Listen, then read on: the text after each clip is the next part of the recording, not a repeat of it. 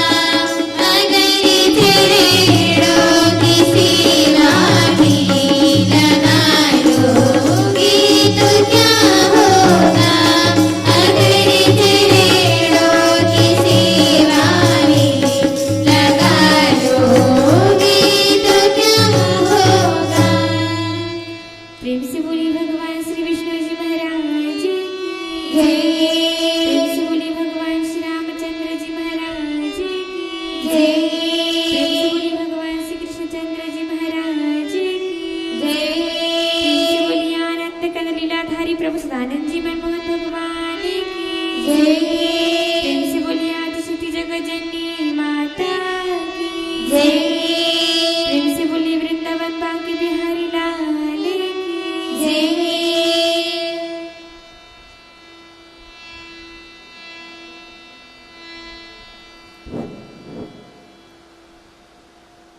प्रेम से बोलिए श्री सदगुरुदेव जी महाराज की जय। प्रेम से बोलिए परम पिता परमेश्वर की जय।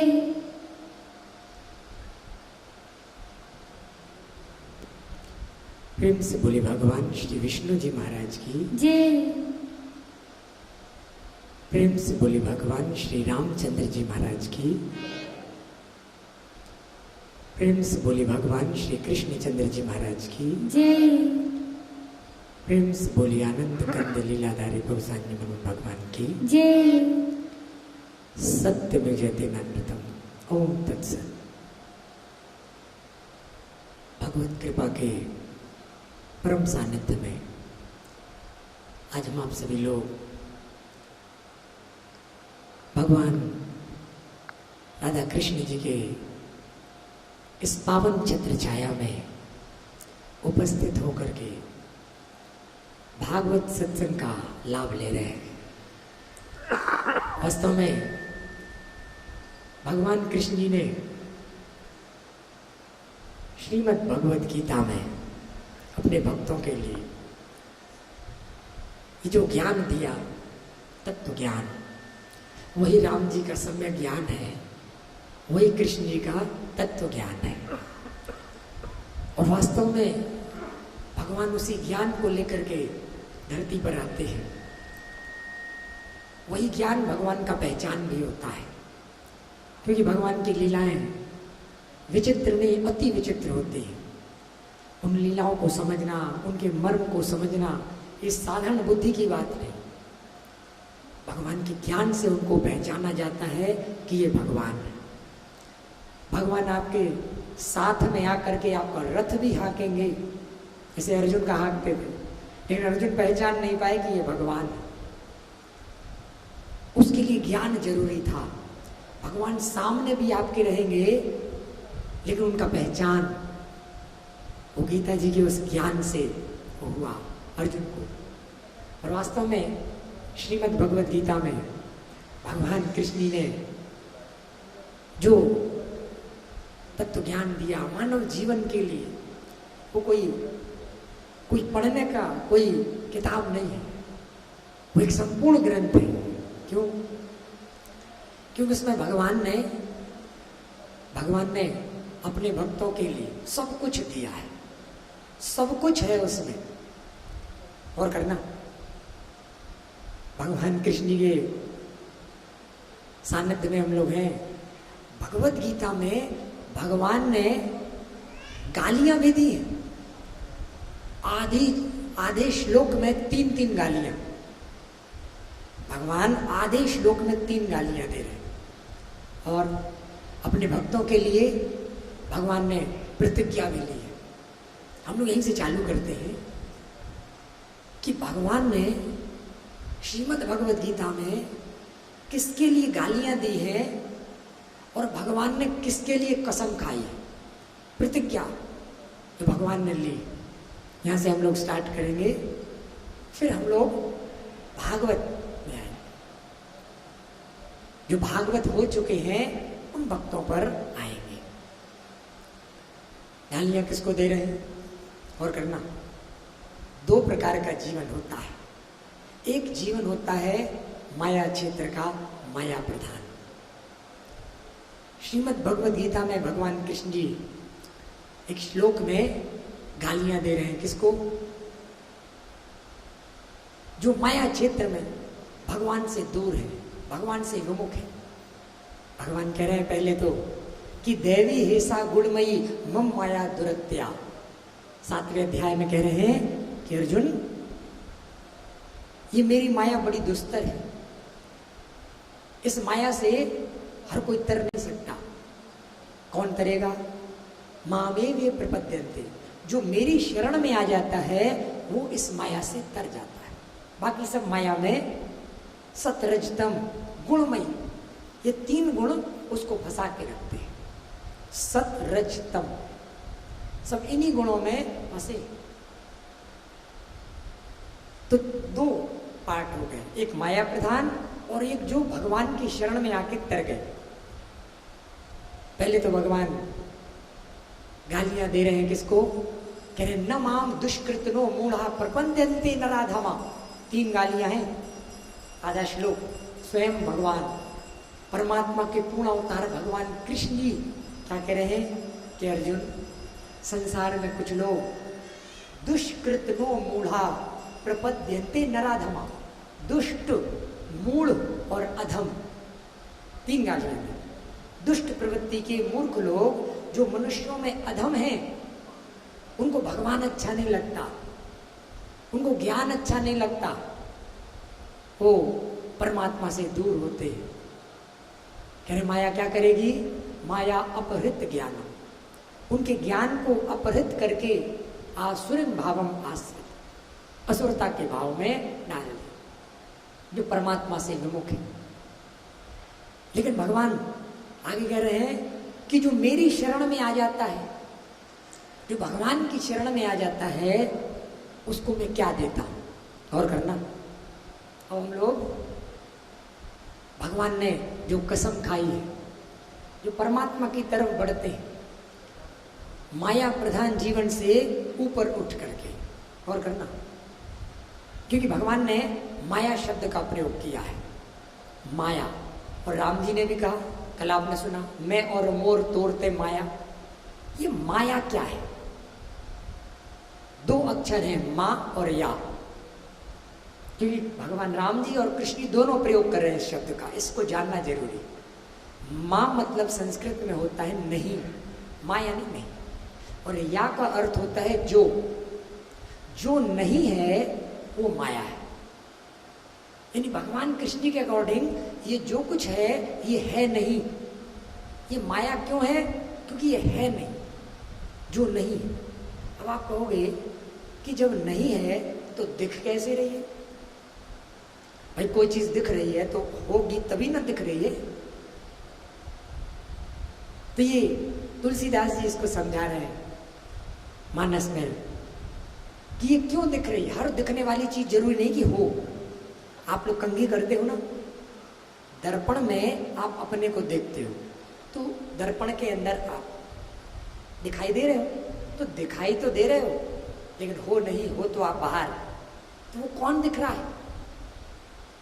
वास्तविक नहीं है, वो आभासित है। वास्तविक आप बाहर हो, वो जो दिख रहा है वो आभास मात्र है। बस यही चीज तुलसी गोस्वामी तुलसीदास जी कह रहे हैं, जासु सत्यता ते जड़ माया, भास सत्य एवं मोह सहाया। सत्यता परमात्मा की है, एकमात्र परमात्मा ही है जो सत्य कहला सकता है, उसके अलावा दूसरा कोई सत्य नहीं कहला सकता। जो सत्य की खोज करता है उसको परमात्मा तक पहुंचना पड़ेगा, तभी वो उसकी सत्य की खोज पूरी होगी। तो कह रहे सत्य है परमात्मा, और बाकी ये जो दिख रहा है ये भास सत्य, ये सत्य नहीं है, ये सिर्फ आभास मात्र है। प्रेम से बोले श्री सदगुरुदेव जी महाराज की। ये माया प्रधान जीवन। और महादेव जी क्या कह रहे हैं इस संसार के लिए? शंकर जी ने क्या कहा? कह रहे हैं एक कोई भी पति अपनी पत्नी को गोपनीय बात बताता है, जो किसी को नहीं बताएगा वो बात। शंकर जी अपने जीवन भर का अनुभव उमा को बता रहे हैं। क्या उमा, क्या अनुभव है उनका? उमा से कह रहे हैं, उमा कहूं मैं अनुभव अपना, क्या अनुभव है मेरा? सत हरि भजन जगत सब सपना, जगत सब सपना। अब बताइए, अगर ये महादेव जी की बात सत्य है तो फिर तो आपका ये जो कुछ भी है ये सपना हो गया, जगत सब सपना। और शंकर जी कह रहे हैं कोई साधारण व्यक्ति, कोई नेता तो बोल नहीं रहा है कि जो मुंह में आए बोल दिए। तो क्या ये सपना है? ये घर द्वार बीवी बच्चे ये बिजनेस व्यापार ये सब सपना है। अकॉर्डिंग टू शंकर जी तो ये सपना है, जगत सब सपना। और कह रहे हैं जगत, जगत नाम क्यों इसका जानते हैं? जगत क्योंकि इस संसार में सोते हुए आप कुछ नहीं कर सकते, जागृत अवस्था में ही क्रियाशील होंगे। क्योंकि गति जो होती है जगत जगत, हर चीज जो भी क्रिया हो रही है, बड़े बड़े ग्रह ये गति में है, बड़े बड़े ग्रह भी मोशन में है। आप तभी इस संसार में कुछ कर सकते हैं जब जगते हुए करेंगे, इसीलिए इसका नाम है जगत, तो तभी गति होगी। तो जगत है और जगत में भी सपना, सपना तो झूठ होता है। रात में सपना देखा, सुबह गायब। सपने में चोर अंदर घर में आ गए, सुबह नहीं मिलेंगे। तो ये सपना है क्या? गोस्वामी तुलसीदास जी, अरे एक बार मानस में होता कि ये सपना है तो चलो भाई एक उदाहरण के लिए दे दिए होंगे, लेकिन एक जगह और कंफर्म होके कह रहे हैं कि जेहि जाने जग जाई हिराई, जागे जथा स्वप्न भ्रम जाई। और करना, फिर स्वप्न से तुलना कर रहे हैं। आखिर स्वप्न से ही तुलना क्यों हो रही है? कह रहे हैं तुलसीदास जी, जेहि जाने, जब उस परमात्मा को जानोगे तो ये जग जो है जाई हेराई। हेराई मतलब देहाती शब्द है, हेराई मतलब गुम जाना, खो जाना, आप लोग शायद जानते हो। लेकिन इस हेराई शब्द की गहराई में जाओगे तो सिर्फ खो जाना नहीं, हेराई कब बोलते हैं कि वस्तु हेरा गई। देहाती लोग कब बोलते हैं? जब ढूंढने से ना मिले तब कहते हैं हेराई। वो स्वामी तुलसीदास जी कह रहे हैं, जेहि जाने जग जाई हेराई। उस परमात्मा को जब जानोगे तो ये जग हेरा जाएगा, मतलब ढूंढने से भी नहीं मिलेगा कि कहाँ गया। जिसको हम सत्य मान करके फंसे हैं वो ढूंढने से भी नहीं मिलेगा। और एग्जाम्पल क्या दे रहे हैं? जागे जथा स्वप्न भ्रम जाई। जागने पर जैसे स्वप्न का भ्रम ढूंढने से नहीं मिलता। सपने में आपने सांप देखा कि बारी में आपको डरा रहा है, दौड़ा रहा है, सुबह उठेंगे वो सांप मिलेगा क्या? ढूंढने से वो सांप मिलेगा? नहीं मिलेगा।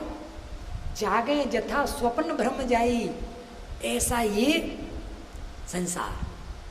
स्वप्न से तुलना क्यों कर रहे हैं जानते हैं? और किसी चीज से तुलना नहीं की। ये साधारण शब्द नहीं है। आपके इस मानव जीवन का बहुत बड़ा रहस्य छुपा है स्वप्न में। ये ऐसी साधारण नहीं है स्वप्न की ये बना दिया जो स्वप्न देखते हैं। आप इस मानव जीवन को तब तक नहीं जान सकते जब तक स्वप्न को ना जान। और करना, इस मानव जीवन का सबसे बड़ा रहस्य स्वप्न में छुपा है। ये रिपीट पुनरावृत्ति दोष नहीं लगेगा। ये बात बहुत महत्वपूर्ण है, इस बात में बहुत वजन है, ये दर्शा रहा है। ये दोबारा रिपीट जो हो रहा है, स्वप्न बहुत बड़ा रहस्य इस मानव जीवन का है, जो भगवान राम जी ने भी उस रहस्य को बताया। श्रीमद् भागवत में भगवान कृष्ण जी ने भी बताया उस रहस्य को, जो मानव जीवन जब समझा रहे हैं। लेकिन बड़ा अफसोस कि स्वप्न तो दूर की बात, लोग अभी नींद भी नहीं जान पाते। क्योंकि नींद जब लेंगे तभी तो स्वप्न आएगा कि आखिर ये नींद क्या है।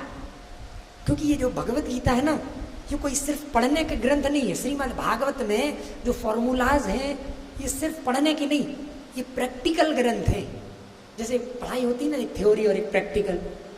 भगवान राम जी और कृष्ण जी ने सब प्रैक्टिकल उसमें है। लिखा तो है तो उसमें लिखा हुआ, लेकिन प्रैक्टिकल हुआ था उस समय। तो ये प्रैक्टिकल ग्रंथ है। इस मानव जीवन को प्रैक्टिकली समझाया, प्रैक्टिकली बताया, दिखाया भगवान राम जी ने, भगवान कृष्ण जी ने। प्रेम से बोलिए श्री सदगुरुदेव जी महाराज की। तो ये एक तरफ माया, जो माया प्रधान है, यानी इस झूठ में फंसे हैं। एक तो उनके लिए भगवान कृष्ण जी कह रहे हैं कि वो कौन है? दुष्ट दुष्कृतनो मूढ़ा मूर्ख अधम, मनुष्यों में भी अधम। एक तरफ तो ये, और एक तरफ और करना, आप शायद मानस पढ़े होंगे, भगवत गीता में, मानस में कुछ ऐसी बातें हैं जो एक दूसरे को काट रही, मिसमैच हो रही।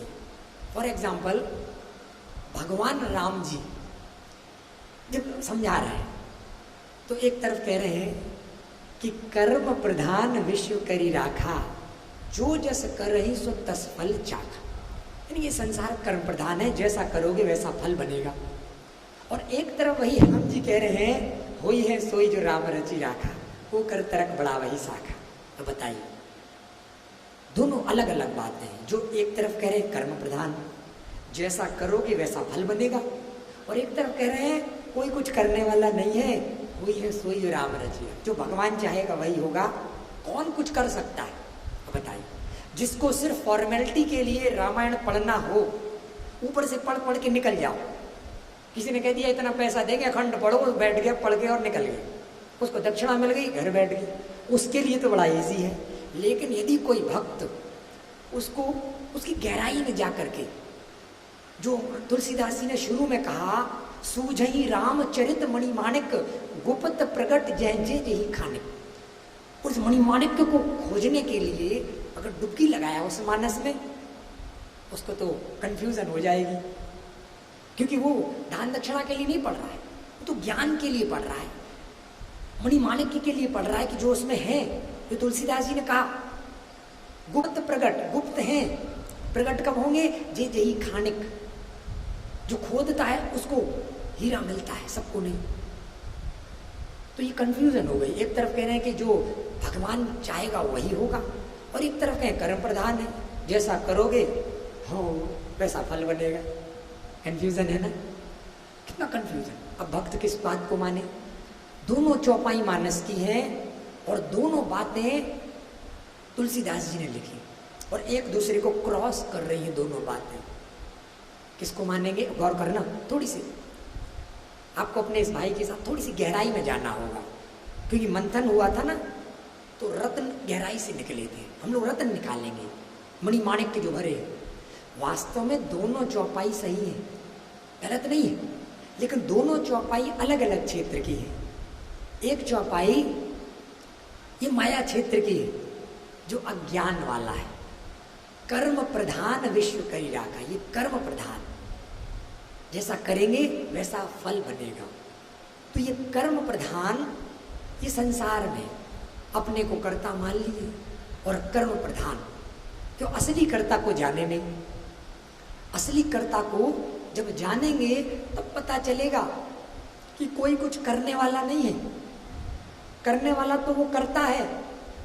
तो ज्ञान जब होगा, भगवान की प्रधानता में जब जीवन होगा, तब पता चलेगा कि होई है सोई जो राम रचि राखा। बस इतना ही डिफरेंस है गीता में। पहले अर्जुन गीता के ज्ञान के पहले कर्म प्रधान विश्व करी राखा में थे, इस फॉर्मूला में थे कि मैं मारूंगा ये मरेंगे, मैं मारने वाला हूं ये मरने वाले। भगवान ने कहा कि रे तुम अपने को कर्ता मान रहे हो, अरे कोई कर्ता नहीं है, जानो असली कर्ता कौन है, देख लो जरा कर्ता को। और दिखा दिया। तब अर्जुन को पता चला कि ये जो रथ हाँक रहा है ना चरवाहा गैया का, ये असली कर्ता है, इसके अंदर विराट परमात्मा आया। और तब वही अर्जुन जो कर्म प्रधान थे, वो होई है सोई राम रचि राखा में आ गए। और करना दो प्रकार का जीवन, क्रिया वही है, क्रिया में चेंज नहीं हुई। अर्जुन ने ज्ञान के पहले भी उनको युद्ध करना था, ज्ञान के बाद भी युद्ध ही किया, कोई अंतर नहीं। कोई भगवान कृष्ण ने ये नहीं कहा कि लो अर्जुन ये गीता का ज्ञान हमने तुमको दे दिया है, ये माला लो और पहाड़ में निकल जाओ जपना, नहीं। तुम क्षत्रिय हो, योद्धा हो, तुम्हारा कर्तव्य है युद्ध करना, उठाओ धनुष, अपने कर्तव्य को पूरा करो। और याद रखना, अर्जुन की हत्याएं, हत्या ही तो की, वो पूजा बन गई, अलग से पूजा नहीं करवाए अर्जुन से भगवान ने। अर्जुन की जब हत्याएं पूजा बन सकती है, तो ऐसा कौन सा कार्य है जो पूजा नहीं बन सकता? ये जो फॉर्मूला है, जय जय डोलू सो परिक्रमा, जो जो करो सो पूजा, ये भगवान ने दिया अर्जुन को। क्रिया में चेंज नहीं होगा, चेंज होगा भावना। पहले कर्म प्रधान, आप जब सोचोगे कि मैं करने वाला हूं तो माया प्रधान होंगे, और जब आप जानोगे कि कर्ता वो परमात्मा है तो वही हो सोई जो राम रची राखा। अब ये आपके ऊपर है।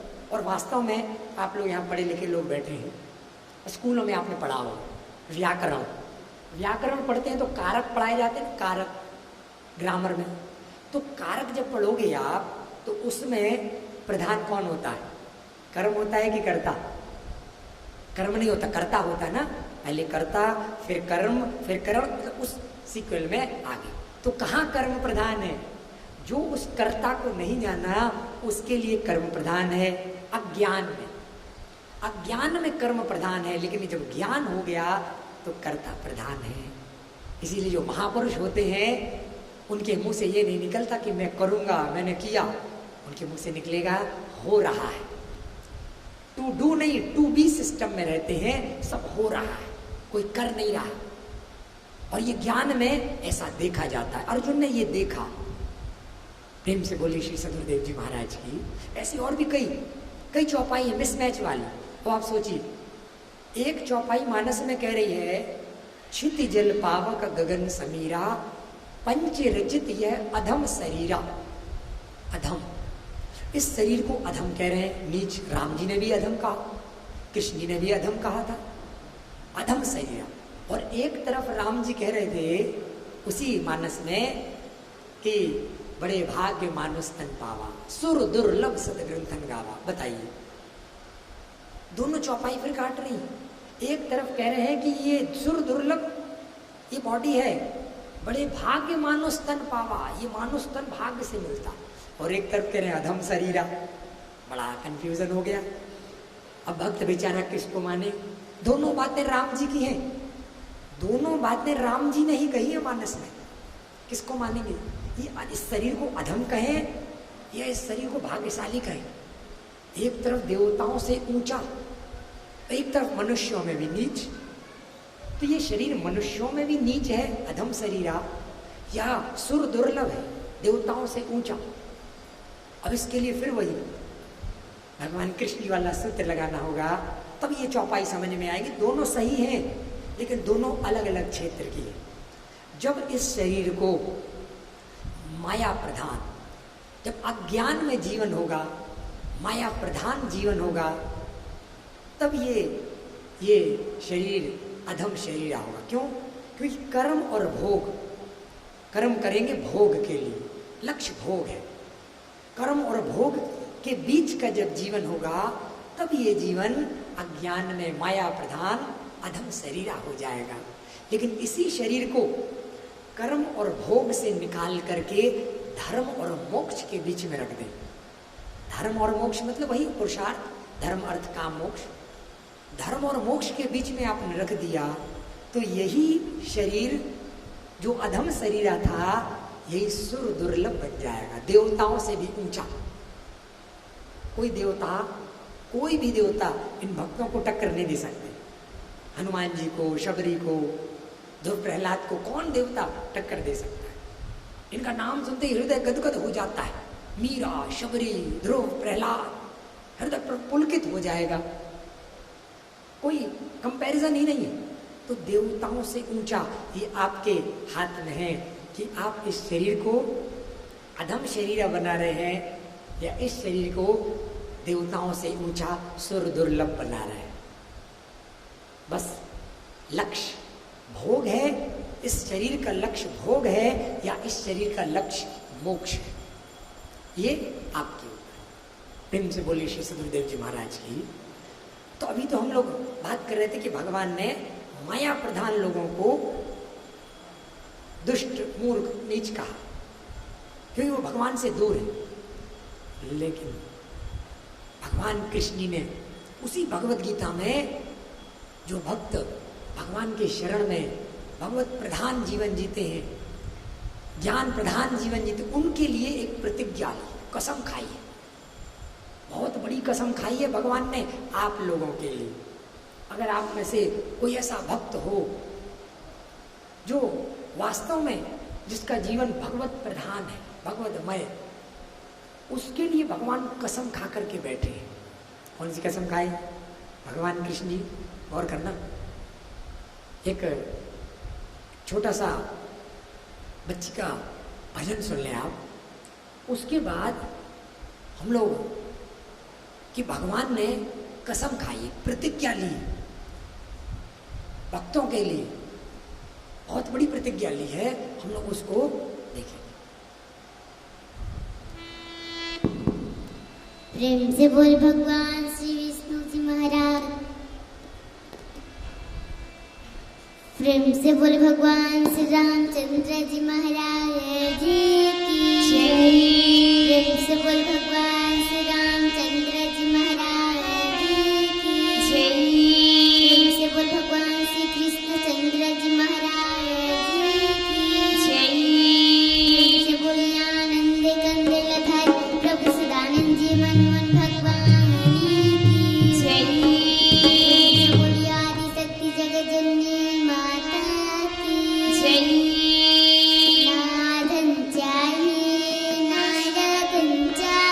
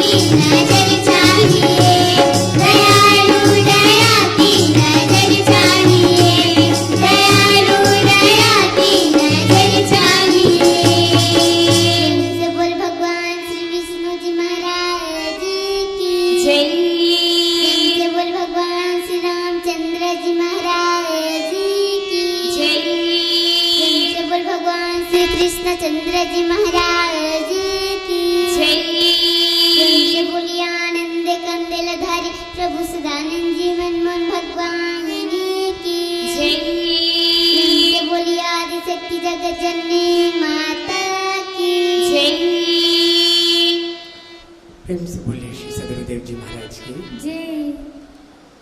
भगवान कृष्ण जी अध्याय 9 श्लोक 22 में भक्तों के लिए एक प्रतिज्ञा की है। क्या प्रतिज्ञा है? और कीजिएगा। अनन्यास चिंतयन्तो माम ये जना पर्योपासते तेषाम नित्य अभियुक्ता नाम योगक्षेमम वहाम्यहम्।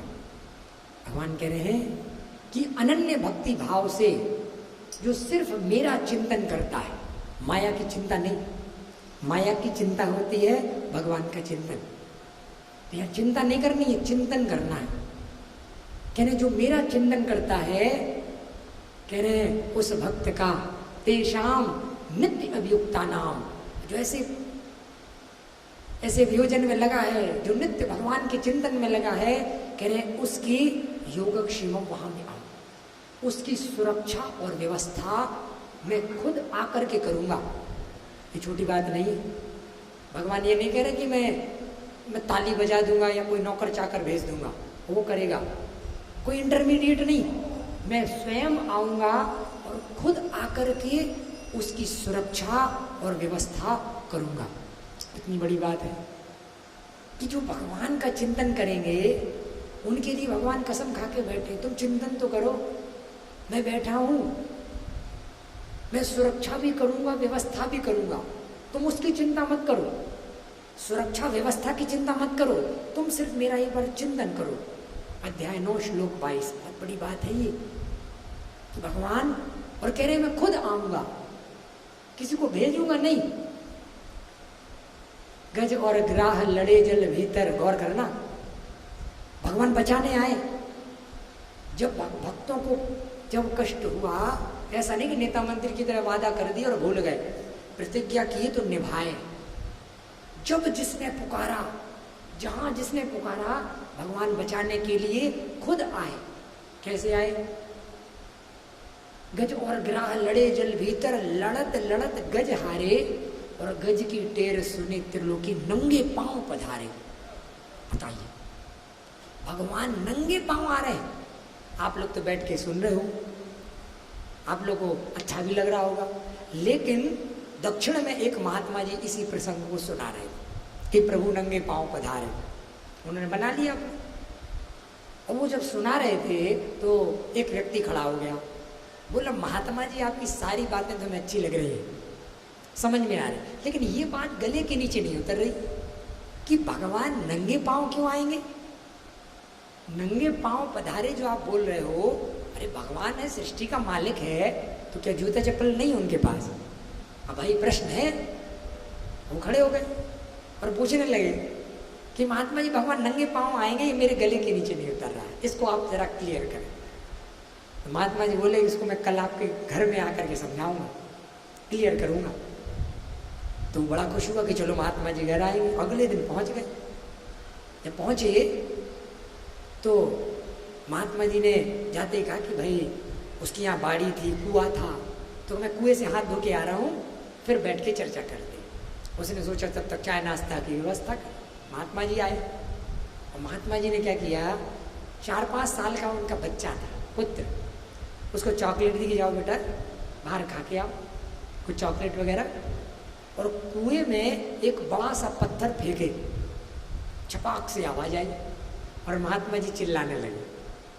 महात्मा जी चिल्लाने लगे, आपका पुत्र कुएं में गिर गया। जोर जोर से चिल्लाने लगे कि आपका पुत्र कुएं में गिर गया। और उस व्यक्ति ने जब सुना, वही अपने कक्ष से जब सुना कि मेरा पुत्र कुएं में गिर गया, ये आवाज शोर हो रहा है, वहीं से दौड़ा और दौड़ करके सीधे जा करके वो कुएं में देखा तो पानी ऊपर नीचे हो रहा था, पत्थर फेंके थे, और कूदने लगा। जब वो कुएं में कूदने लगा, महात्मा जी ने हाथ पकड़ लिया कि क्या कर रहे हो? तो व्यक्ति बोला कि आप यही तो कह रहे हैं मेरा पुत्र कुएं में गिर गया। आप बोल रहे हैं मेरा पुत्र कुएं में गिर गया, तो उसको बचाने के लिए कूद रहा हूं। महात्मा जी बोले वो कूद रहे हो ठीक है, बचा लेना, लेकिन एक बात बताओ, तुम अपने कमरे से दौड़ते हुए आए, बीच में बाड़ी थी, कांटे थे, कहीं चुभ जाते तो? वो कहीं वो जो कांटे अगर तुमको चुभ जाते तो व्यक्ति बोला महात्मा जी से कि महात्मा जी आपका दिमाग खराब हो गया क्या? मेरा पुत्र कुएं में गिरा है, मैं उसको बचाने का सोचूंगा कि चप्पल जूता खोजूंगा? मैं पहले अपने पुत्र को बचाऊंगा कि चप्पल जूता खोजूंगा? महात्मा जी आप पूछ रहे हैं कि चप्पल जूता पहन के क्यों नहीं आए, ये कैसी बात है? महात्मा जी बोले कि तुम एक साधारण पुत्र के साधारण पिता हो, जब तुम अपने पुत्र को बचाने के लिए नंगे पांव दौड़ के आ सकते हो, वो तो परम पिता है, वो परम पिता कहलाता है। क्या वो अपने पुत्र से भी बढ़ के जो भक्त हैं उनको बचाने के लिए नंगे पांव नहीं आ सकता? आता है, आ सकता है नहीं, वो आता है। और आया, जब जब भक्तों ने पुकारा वो भगवान आए और भगवान बचाए। लक्ष्मी जी विष्णु जी के पैर दबा रहे, गोद में पैर लेके दबा रहे। लक्ष्मी जी ने पूछा कि प्रभु आप कहाँ खोए रहते हैं आंख बंद करके? मैं आदि शक्ति साक्षात लक्ष्मी जी धन की देवी, मैं आपके पैर दबा रही हूँ गोद में लेकर के, मुझे देखते तक नहीं है आप, मेरी तरफ देखते तक नहीं है, कहाँ ही आंख बंद करके डूबे रहते हैं, खोए रहते हैं। भगवान बोले कि लक्ष्मी मेरे भक्त जब भाव से मुझे पुकारते हैं, मेरा पूजन करते हैं ना, तो मैं उस भाव में इतना डूब जाता हूँ, इतना खो जाता हूँ कि दूर दूर तक मुझे और तो कुछ दिखाई देता ही नहीं है, तुम भी दिखाई नहीं देते हो, लक्ष्मी जी भी दिखाई नहीं देती। ऐसे भगवान डूब जाते हैं उस भाव में। प्रेम से बोलिए श्री सदगुरुदेव जी महाराज की। और करना, भगवान अपने भक्तों की सुरक्षा और व्यवस्था स्वयं करते हैं। बाकी जितने जो लोग हैं वो माया के अधीन, वो माया के जिम्मेदारी में, जीव चराचर बस के राखे सो माया।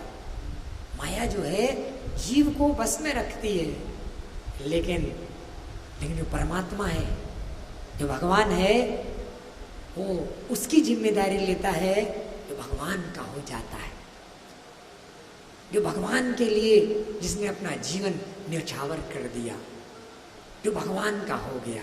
और करना, चिंतन आप किसी भाव में, कहते हैं भाव को भाव अलख आलस, आप भगवान का चिंतन करेंगे किसी भी भाव में, वो भगवान पूरा जरूर करेंगे। याद रखना, एक सत्य घटना बताएं क्या आप, इसी टॉपिक से रिलेटेड है। एक सत्य घटना एक भक्त के जीवन की, आपने शायद नाम सुना होगा मलुक दास। मलुक दास उनके जीवन की सत्य घटना है। मलुक दास जी ऐसे बैठे थे, तो वो भी थोड़ा सा शुरू में लोग उनको नास्तिक समझते थे। तो मलुक दास जी बैठे थे, महात्मा जी ऐसे ही आप लोग जैसे सुन रहे हो वर्णन कर रहे थे कि भगवान अपने भक्तों की व्यवस्था करते हैं, स्वयं आकर के वो व्यवस्था कर। तो मलुक दास जी को हजम ने कहा कि अरे क्या बात है, तो खड़े होके बोले कि महात्मा जी मैं आपकी बात मान रहा हूँ, भगवान व्यवस्था करते हैं, लेकिन कुछ तो मेहनत करनी पड़ेगी ना।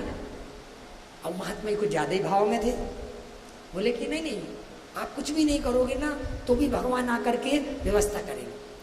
बोले कैसे आप बात कर रहे हो कि व्यवस्था करेंगे? अरे भगवान थाली लेके आ जाएंगे, कौर तो तोड़ के खाना पड़ेगा, अरे रोटी को तोड़ के तो खाना, इतना तो करना पड़ेगा। वो महात्मा जी को ज़्यादा ही भाव। बोले भगवान अगर चाहे तो खिला भी सकते हैं। तो खड़े हो गए, फालतू बात मैं नहीं मानूंगा। मलुक दास खड़े हो गए कि आपकी बात मैं नहीं मानूंगा, भगवान खिला सकते। अरे कुछ तो करना पड़ेगा, तोड़ के तो खाना पड़ेगा। महात्मा जी थोड़ा भाव में समझा रहे थे, उन्होंने मलुक दास जी ने महात्मा जी को चैलेंज दिया, चुनौती, कि मैं आपको चैलेंज देता हूँ, आपके भगवान में अगर क्षमता है मुझे खिला के बताओ, मुझे खिला के बताओ। मैं कल सूर्योदय से सूर्यास्त तक कुछ नहीं खाऊंगा, और आपके भगवान में हिम्मत हो तो खिला दो, अगर खिला दोगे तो मान जाऊंगा, और नहीं तो आप हारे। उन्होंने कहा कि आपके भगवान की मैं पूजा चालू कर दूंगा, और नहीं तो आप अपने भगवान की पूजा बंद कर देना। और करना चैलेंज। महात्मा जी तो सिर्फ भाव में थे कि भैया ये शर्त लगाने से क्या होगा, भगवान तो भक्तों का व्यवस्था करता है। अब बाजी सबके बीच में लग गई और महात्मा जी बोल दिए भाव में कि भगवान क्यों नहीं व्यवस्था करेगा जब आप चिंतन करो। अब बाजी लग गई। सूर्योदय से सूर्यास्त तक बोले कि मैं कुछ खाऊंगा नहीं, भगवान की हिम्मत हो खिलाए और कल शाम को आऊंगा और आपको हराऊंगा। अब गए, जब घर में गए सुबह उठे तो उन्होंने सोचा कि अगर मैं अपने घर में रहूंगा तो कहीं महात्मा जी कोई व्यवस्था भेज देंगे और कहेंगे भगवान ने भेजी, शर्त जीतने के लिए। वो घर में ताला लगा के निकल गए जंगल। अब जंगल में निकले और एक पेड़ के नीचे बैठ गए। पेड़ के नीचे बैठे कि यहाँ मुझे जंगल में ढूंढेगा नहीं। फिर दिमाग में आया कि भाई सबके बीच में बाजी लगी है, हारना नहीं है, जीतना है चाहे जैसे भी हो। तो वो चढ़ गए पेड़ पर। पत्तेदार पेड़ था, उसमें चढ़ करके आड़ में छुप गए कि यहाँ मुझे कोई ढूंढ नहीं सकता और आज मैं सबके बीच में महात्मा जी को हराऊंगा। गौर करना, भगवान को चुनौती, भगवान क्या नहीं कर सकता। अब हुआ क्या, भगवान की लीला सत्य घटना है उनके जीवन की। 4 राहगीर मुसाफिर निकले वहां से, जो व्यापारी, आजकल तो ट्रेन चलती हैं, बस ट्रेन हवाई जहाज सब व्यवस्था, पहले नहीं थी। तो पहले व्यापारी लोग अपना टिफिन बांध करके और पैदल चलते थे शॉर्टकट जंगल के रास्ते कि पैदल जाना है। अब वो जंगल के रास्ते 4 मुसाफिर जा रहे थे तो उनको ये घना पेड़ दिखा कि बढ़िया पेड़ है, यहाँ बैठ करके पहले भोजन कर लें। जो पत्नी उन्हें भेजा है बांध करके, तो चारों ने बढ़िया चादर बिछाया उस पेड़ के नीचे और चारों ने टिफिन खोला। अभी दोपहर हो गया था, दोपहर का 2-3 बज गया था। भूख तो लगी थी उनको, ऊपर चढ़े थे और स्मेल पूरा ऊपर जा रहा था, खुशबू। वो बड़े बड़े सेठ उनका भोजन और ये ऊपर से सूंघ रहे थे और भूख भी लगी थी। इन्होंने देखा लेकिन चुपचाप वहीं छुपे रहे। अब चारों अभी भोजन चालू नहीं किए, जैसे ही बिछा करके बैठे हैं टिफिन खोल के, इतने में जंगल में शेर की दहाड़ आवाज आई। अब 4 में से एक डर गया कि भाई यहाँ पर तो कोई खतरनाक जंगली जानवर है, कहीं उसने खा लिया हम लोगों को मार के तो हमारा बिजनेस व्यापार तो छोड़ो सबको। वो ज़्यादा डर गया और सबको डरा दिया कि जान रहेगी तो खाना तो आगे खरीद के खा लेंगे। वो भागा, चारों डर के भाग गए और ऐसा डर के भागे कि खाना चादर सब बिछा हुआ छोड़ के भागे, जैसे दहाड़ से डर के। अब चादर बिछा है, टिफिन खुला है, ये पेड़ पर चढ़े हैं, खुशबू आ रही है। इन्होंने सोचा कि कहीं ऐसा तो नहीं कि भोजन मेरे लिए ही भेजा है, कहीं महात्मा जी की बात सही तो नहीं कि भगवान व्यवस्था करता है। उनको थोड़ा सा आभास होने लगा कि ये व्यवस्था और झूठा भी नहीं है, तो छोड़ के चले गए। तो कहा कि नहीं, जब मैं खाऊंगा ही नहीं तो हारूंगा कैसे, मुझे तो शर्त जीतनी है, मैं खाऊंगा ही नहीं। वो चढ़े रहे, उतरे नहीं। थोड़ी देर बाद क्या हुआ, 4 चोर निकले, कहीं दौड़ के बाद चोरी करके आ रहे। उन चोरों ने देखा, अब चोर भागते कूदते रहते हैं, भूख तो लगी ही रहती। चारों ने देखा कि बढ़िया चादर बिछी है, बढ़िया टिफिन खुला रखा है, भोजन और ताज़ा भोजन है। कहे कि हम ही लोगों के लिए तो नहीं रखा है, कहा चलो पहले भोजन करते फिर दौड़ेंगे। अब चारों बैठ गए भोजन करने। अभी एक और भी खाए नहीं। जो चारों का सरदार था, मॉनिटर, वो कैप्टन बोला कि रुको रुको, खाना मत। बोले एक बात बताओ, इस घनघोर जंगल में हम लोग को जानता तो है नहीं, ऐसे चादर बिछा करके बढ़िया भोजन बना करके ये कौन रखेगा? जरूर षड्यंत्र है, कोई राजा का कोई गुप्तचर है जिसने ये प्लानिंग किया है और इस खाने में जहर मिला के रख दिया कि हम लोग निकलेंगे, खाएंगे, मर जाएंगे, खाना मत, इसमें जहर हो सकता है। अब वो तीनों डर गए कि खाना नहीं है, जहर है। अब मॉनिटर बोला, सरदार, कि आसपास वो सीआईडी जरूर छुपा होगा, जिसने इसको प्लानिंग करके रखा है, वो छुपा है आसपास, को ढूंढो तो। अब वो ढूंढने लगे, नीचे जब तक ढूंढे तब तो कोई मिला नहीं, और जहां ऊपर देखेगा देखो देखो वो CID छुपा है। इसी ने, ये पुलिस राजा का गुप्तचर है और खाने में जहर मिला के रख दिया। बड़ा होशियार बन रहा है। ये कितना होशियार बना कि अकेला ही खाना में जहर मिला के हमको मार देगा, राजा से इसको मिलेगा इनाम। कितना सियाना है। सरदार ने बोला कि उसको नीचे उतारो, इसी को खिलाएंगे ये भोजन। अब वो नीचे उतरे ना, ये तो 4 थे, जबरदस्ती नीचे उतारा। अब बोले कि खाओ तुम। अब उनको तो शर्त जीतनी थी ना मलूक दास को, बोले मैं नहीं खा सकता। वो कन्फर्म हो गया। जितना मना कर रहे हैं उतना कन्फर्म हो रहा है कि जरूर खाने में जहर, तभी तो मना कर रहे हैं। का खाओ, और नहीं। अब वो 4 थे और ये 1, जबरदस्ती ठूस ठूस करके, एक आदमी का नहीं 4 लोगों का। भगवान को चुनौती दिए थे ना, एक आदमी नहीं 4 लोगों का भोजन जबरदस्ती ठूस ठूस के खिला दिए। अब मलूक दास जी वहीं बैठे वो चादर पर पेड़ के नीचे, और उनको समझ में आ गया कि ओहो मैंने गलत जगह पंगा ले लिया, मैंने भगवान से ही पंगा ले लिया। भगवान तो भगवान है, वो खिलाने पर अगर आ जाए तो खिला भी सकता है, और एक आदमी का नहीं 4 लोगों का। महात्मा जी के पास दौड़े दौड़े गए, मलूक दास जी चरणों में गिर गए कि महात्मा जी मैं आप जीत गए, मैं आपको और आपके भगवान को मान गया। मलूक दास जी ने अपनी इस जीवन की घटना से प्रेरित होकर के अपने जीवन का पहला दोहा, वो कवि बन गए, बाद में बहुत बड़े भक्त बन गए। इस घटना ने उनके जीवन में ट्विस्ट कर दिया। जो थोड़ा सा एक नास्तिक प्रवृत्ति थी वो भक्त बन गए, और उन्होंने अपने जीवन का पहला दोहा इसी घटना से प्रेरित होकर के लिखा। आपने शायद सुना होगा कि अजगर करहि न चाकरी, पंछी करहि न काम, और दास मल्लू का कह गए सबके दाता राम। प्रेम से बोलिए श्री सदगुरुदेव जी।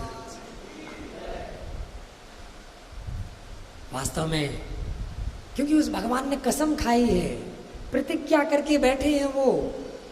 कोई चिंतन करे वो व्यवस्था करेंगे, लेकिन बड़ा अफसोस लगता होगा भगवान को कि जब माया की चिंता में लोग परेशान रहते, व्यवस्था के लिए हम खाएंगे क्या, रोटी कपड़ा मकान। सोचिए नाशवान पदार्थ की चिंता में जब कोई लगा रहता होगा, भगवान को कैसा लगता होगा कि मैं अविनाशी, इस जीव को अविनाशी बनाया, मैं स्वयं अविनाशी, और ये अविनाशी को छोड़ करके नाशवान में लगा है।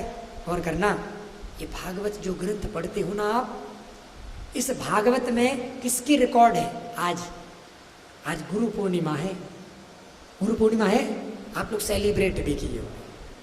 हम लोग थोड़ा सा चर्चा करें जरा, क्योंकि भक्तों की चर्चा करेंगे, शिष्यों की चर्चा करेंगे, और दुनिया के सबसे बड़े शिष्य जो भागवत में जिनका रिकॉर्ड है। और वास्तव में देखा जाए ना कि कैसी ट्रेनिंग दी होगी, कैसा वो भाव रहा होगा नारद जी का कि ध्रुव और प्रहलाद दोनों उनके शिष्य थे, है ना। ध्रुव जैसे और प्रहलाद जैसे शिष्य नारद जी के, और दोनों रिकॉर्ड होल्डर, टॉपर। और करना, गुरु नारद जैसा हो और माता सुनीति जैसी हो तो बच्चा ध्रुव बन जाता है। माता सुनीति जैसी हो और गुरु नारद जैसा, तब बच्चा ध्रुव बनेगा। नहीं तो माताएं आती हैं गिड़गिड़ाती हैं, बच्चा बात ही नहीं मानता है, ये मानता ही नहीं है। अरे कैसे मानेगा, उसको संस्कार जरूरी है। धन कमाना तो सिखा दिया, संस्कार, उसकी ट्रेनिंग, इसीलिए गुरु महत्वपूर्ण होता है। जीजाबाई ने, जीजा माता ने शिवाजी को समर्थ गुरु रामदास के चरणों पर रख दिया, लो अब आप जानो आपका काम। फिर नहीं देखा मुड़ के, और वो बच्चा वीर शिवाजी बन गया। और करना, जीजाबाई जैसा कलेजा चाहिए, सुनीति जैसी माँ होनी चाहिए कि माँ कह रही है ध्रुव से कि बेटा, जब वो आया कि गोद में नहीं बिठालने, कह रहे ये तुम्हारे पिता ने, तुम्हारे तो परम पिता है, उनकी गोद खोजो। कोई माँ कह सकती है कि जाओ परम पिता को खोजो? ये छोटी बात नहीं है। माता का कलेजा, गौर करना, माता और गुरु, इसलिए कहते हैं ना माता पहली गुरु, वो शिक्षक होती है। वो गुरु के पास भेजने का कलेजा माता का जिसके पास होता है ना, उसका बच्चा महापुरुष बनता है। और ट्रेनिंग कैसी होनी चाहिए जानते हैं? माता की ट्रेनिंग, माता भी गुरु होती है। क्यों होती है जानते हैं? कहते हैं पहला गुरु माता वो शिक्षक। क्यों? आप एक उदाहरण से समझेंगे। माताएं मैंने बैठी हैं, गुरु पूर्णिमा है, एक उदाहरण से समझा। दो पक्षी होते हैं। एक पक्षी आपने देखा होगा मुर्गा, मुर्गा पक्षी देखे आप? मुर्गा की ट्रेनिंग कैसे होती है जानते हैं? मुर्गा मुर्गी जो होते हैं पहले अंडे को भी उसकी माँ सेकती है, दुलार लाड़ ज़्यादा, फिर वो चूजा होगा उसको भी सेकती है, दुलार ज़्यादा हो जाता है। वो मुर्गा बेचारा पंख तो बड़े बड़े उड़ नहीं पाता, दुलार के कारण, वो सेकने के कारण। और एक पक्षी आपने शायद सुना होगा, देखा भी होगा, बाज। बाज जानते हैं? बाज पक्षी, वो बाज माता कैसे ट्रेनिंग देती जानते हैं? अपने बच्चे को ट्रेनिंग कैसे देती है? गुरु पूर्णिमा है, थोड़ा सा गौर करना। आप माताएं बैठी हैं, माता भी गुरु होती अपने बच्चे की। गुरु पूर्णिमा के दिन आप ये सुने, वो बाज माता क्या करती है? नवजात शिशु, अभी वो नवजात, वो पैदा